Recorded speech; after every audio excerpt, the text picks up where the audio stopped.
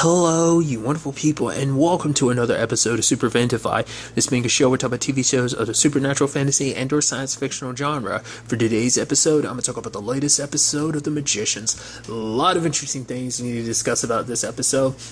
First and foremost, we finally find out what is the monster's big secret. It isn't that, it's trying to build a body. Penny explains that it's actually its sister. That lady we saw getting killed. I figured it had to be someone important to her, but I was thinking like maybe on the mother's side of it. Because no, that was his sister.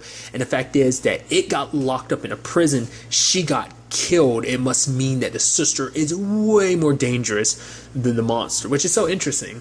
Why not, if they could kill that one, why not kill the monster? Maybe like whatever they did to do it. I mean, they sliced her into essentially 4 bits, but I guess it's like maybe the circumstances around it, the magic or whatever it is that they used could only be used at one time, so that's why they just did the whole Black Spire situation. I have no idea. So that's kind of an interesting development. So now it's like, okay, we got to chase down Angus and stop Angus, protect Angus so we can make sure that that 4th piece doesn't fall into the monster's hand. What's also interesting is that the monster ended up visiting a lady at the bar or whatever. She was like dying, and like touching her touching him at the very least reminded it of its sister, which is so interesting. That actress, I feel like I recognize her from something, but I can't remember what, and it bothers the crap out of me. Like she's so familiar. Like her face looks so familiar to me, and it just irks my nerves that I don't remember what I know her from. But the last time we see her, she pops away with the monster, but that's about it. I wonder, is that something we'll see potentially in the future, that doing anything? Well, it might be the fact is that those pieces represent the sister, but maybe he needs a human host body, so that might be what that lays for. I mean, her body's literally about to die anyway, so for him it's like, I'm doing you the favor of, downloading my sister's essentially essence and everything that is her into you, potentially. I think that's what they're doing. Like, I would assume that's what that setup could mean, but maybe that's not the case. I do love that basically when they go to try and save Angus, they have to basically get through a leprechaun, and to do that, they have to go through an escape room, and it ends up being a whole bunch of shenanigans, which I'm sad we didn't get to see every aspect of it, only like the crane game part, and Julia kind of bypassing it, because it's like, oh yeah, I'm literally the one that can't get hurt, and pulled out the doorknob. And Angus, being the weirdo that he is, he's so like laissez-faire, which is so interesting.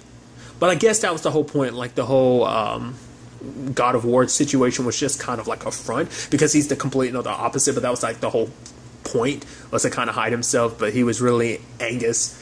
And what was so interesting is, like I said, he's so laid back and being like, oh, if you spend so much time worrying, how can you be happy? That's the thing about you mortals, because you're so scared of death. How can you really be truly happy in life? And he's telling Julia, it's like, oh, when it's all said and done, you'll eventually kind of rid yourself of that fear from mortality, now that you're kind of in the state that you're in. But it's like, oh, come with me in my little shelter. And I love Quentin being like, thank God. He's like, you're welcome. And he's like, but one more thing. And Penny's like, Jesus Christ, dude, just get in there, we're trying to protect you. But he ends up getting killed anyway. Also, his leprechaun ends up getting her head chopped off.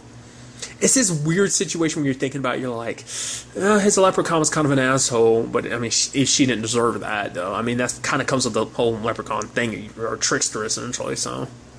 I did like Quentin kind of being like, Julia, she's like, it's okay, like, it's not like it has to be summoned. Leprechauns are just a whole annoying hassle all on their own, but I don't know why Angus was, I mean, to be fair, he forgot his password. Once again, he's that freaking laid back. You'd think he'd be a little less laid back, considering the fact is that he literally has 3 of the 4 pieces needed to resurrect his sister, which would probably be an issue on its own. But why you were so damn laid back, I have no idea. Literally everyone is stressing about, yo, dude, come on, hide and protect yourself. But it's like, nope, didn't work out in the end. Which is definitely interesting, because it brought up a situation where Julia is like, we'll figure this whole situation out, because for her it's like, the moment I become a goddess again, we'll be able to fight and figure this thing out. But to be fair, I can understand where Quentin's kind of a little dismayed by it, because it's like, this thing's killed gods already. You being a god might just make you more of a threat for it just to decide to wipe out potentially, But for her it's like, the fact is that, you know, we know that, you know, once you start stepping on that god level, you kind of let go of that human side, because that was the whole point of, like, when Julia first became a god last season. It was like, oh yeah, she starts letting go, like, the whole point is to let go of that human side, your connections and stuff like that. Well, she's going to need Quentin to kind of bring her back down, to kind of remind her what, to give a shit, you know? Amongst anyone, Quentin is the most, that's kind of all his thing, that he does care the most, just in general as a person. And I think, obviously, it seems like that's heavy as foreshadowing, so we'll see if that ends up being the case. Maybe Julia kind of goes full-blown, you know, asshole god situation. We don't know. It's going to be interesting to see. But it does kind of seem like, yeah, things aren't looking good, because the monster's kind of got all the ingredients it needs. Like I said, potentially a host body, too, if things end up being that way, so... I did like when Alice showed up with the binder. It's like, oh, so what are you guys up to? It's like, oh, we're trying to stop the monster from bringing its sister back to life. I was like, oh, we're basically trying to start a rebellion, which is kind of interesting. Because it turns out that this whole situation with the library goes a lot deeper than we thought, because it seems like they're funneling magic off somewhere else. They're making it seem like, oh, we're giving this much magic in general to the public, like we're pumping out this much magic, when in actuality, they're cooking the books. Which is like, why would you have to cook the books for anyone but yourselves? But I guess not every librarian or all the people around the world. I mean, I guess it's to get everyone around the world kind of looking at the books to be like, okay, here. And I guess not every librarian is in the know about what's up. It seems like Everett's at the top, so it seems like he's the one probably the most behind cooking the books, but it's like, for what purpose? Like, they're siphoning off magic and sending it somewhere for what purpose? I mean, it has to be like some powerful spell, but for what? Maybe we ultimately find out that maybe it's connected to what Alice was trying to work on as a Niffian, that whole, like, grand unified magic theory, the whole thing she was working on. Maybe it's something related to that. I don't. They've never really concerned themselves too much about the monster situation, because obviously, Dean Fogg brought it up a few times to Zelda, but like whether the other librarians really know about it. I mean, it's caused some havoc here and there, but it's still probably not enough for it to be on their radar. Probably that's something they can't really do about, but maybe it has something to do with that. Maybe this has something to do with bringing the sister back. In fact, maybe, because maybe they think like if they serve under this monster that gets resurrected, maybe they feel like she can bring some order to the world, and maybe that's what they think. That's the whole point of this, like their twisted thing of like some utopian order-filled world. Maybe that's what they're aiming for. Maybe I could be completely wrong, but it's definitely going to be interesting to see if that ends up being the case or not, because I don't know what else they'd be storing up magic for, because like maybe it'd take like a whole bunch of magic to resurrect a monster that's literally that parallels a god in power and stuff like that. Also, like I said, if they use a human host, that's probably the whole situation. So we'll see. And then on the other side of things, we have Margot on her own in the desert.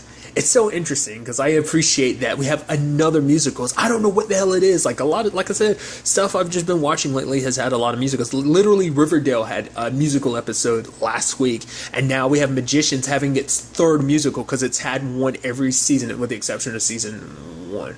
It's been a while, but I'm pretty sure season 1 didn't have any. But season 2 had one, season 3 had one, and now season 4 has had one. It's so interesting. And I love, well, for one, I like that whole interesting thing of like it basically being her conscience. Well, all of this is her tripping because she licked the lizard and she started seeing Elliot dance. It's like, is that the monster? Nah, not with those moves. And then it spread out, and then it was like, oh, here's Josh, and then, you know, Katie, and then Dean Fogg. Even at the point, she's like, this is weird.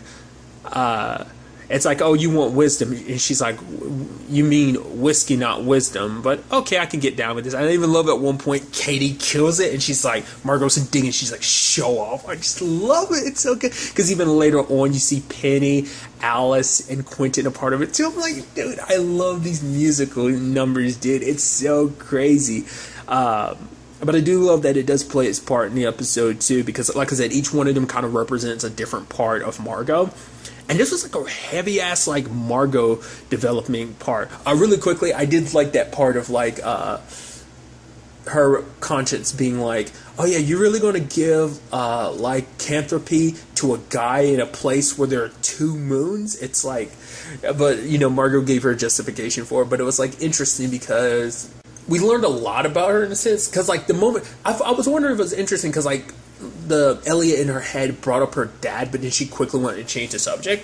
It had come up before too. Like apparently she had given a dude a hand job in her driveway or something, and then her dad saw. But it's a thing of like her dad saw her one way. Like in her mind, it's like, oh, my dad was the best dad ever. In his eyes, it's like, oh, my daughter's the best daughter ever. She's a princess. But it's a situation where the world kind of wants you don't really get to decide.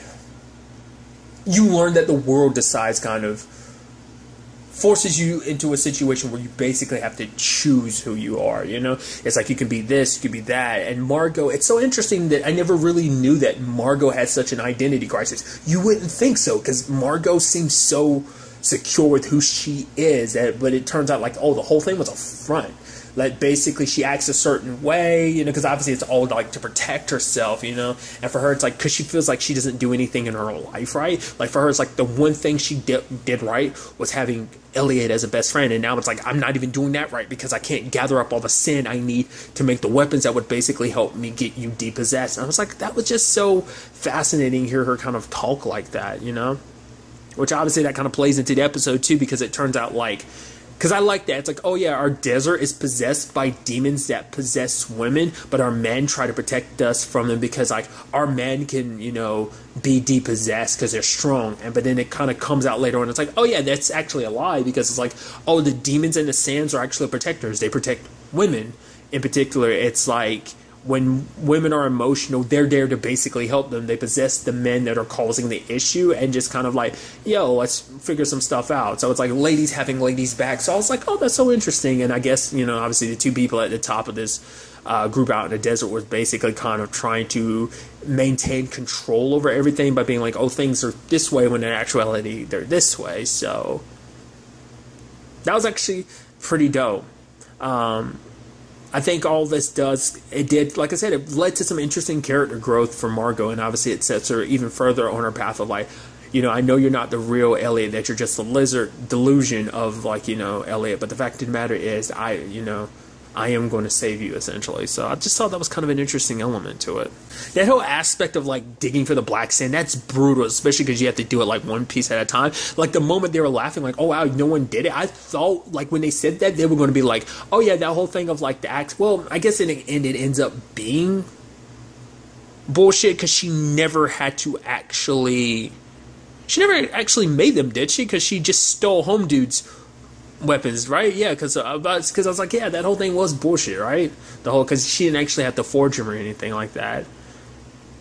Because he made the whole point of being like, oh, she's smart, she's this, and then she's a whore and stuff like that. And you have Elliot on the inside of her head being like, oh, kind of like he went there or something like that. It was just a weird place.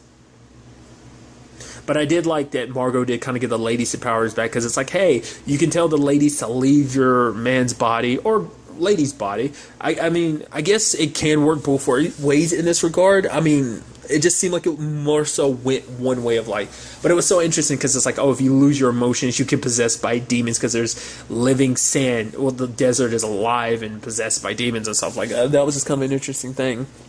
I'm curious, like, how that comment came about. Like, those protectors, like, what are they exactly and where did they come from? I guess maybe they're just like some ancient spirits of like, yo, we're looking out for women that are in need in whatever form, shape or form it is. We're here to help, you know, kind of mediate the problem anytime they're distressed, you know? So it's just kind of an interesting thing.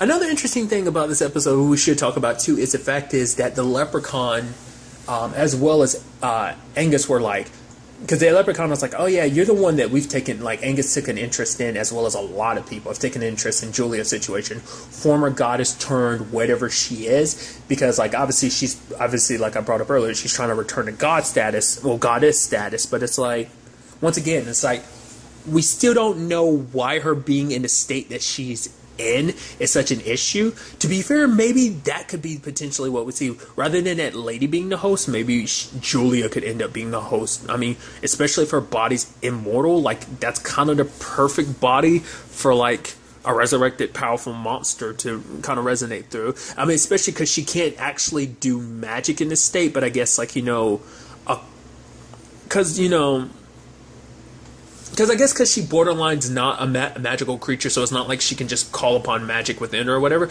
But like if a creature possesses her, like if they put like the pieces to the monster sister inside of her, and it's like, wouldn't that make her technically a mystical creature? So she could do magic at that point if she was in Julia's body, maybe, potentially. I don't know. Like I said, that's just me just randomly throwing that out there, but still.